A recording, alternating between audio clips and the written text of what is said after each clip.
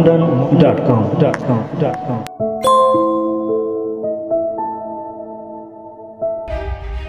पेशेवर रूपमा आपराधिक गतिविधिमा संलग्न एक युवकलाई पेस्तोल र लागु औषध सहित पक्राउ गरेका छन्।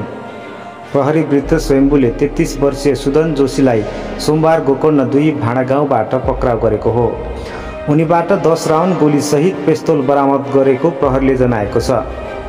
त्यस्तै पोल्यान्ड जस्तो लागु औषध 250 ग्राम र ट्रमाडेल 10 ट्याब्लेट सहित बरामद गरिएको जिल्ला प्रहरी कार्यालय परिषद काठमाडौँका एसपी अपिल राज बोहराले बताए। प्रारम्भिक अनुसन्धानमा उनी लागु औषधको डिलर भएको खुलेको छ। उनीसँग लागु औषध तौलने डिजिटल तराजु समेत बरामद गरेको एसपी बोहराले बताए। प्रहरीका अनुसार 2068 साल यता उनी लुटपाट, लागु औषध जस्ता मुद्दामा 5 पटकसम्म पक्राउ परिसकेका थिए। लागु औषध कारोबारकै लागि उनी पेस्तोल बोकेर हिँड्ने गर्थे।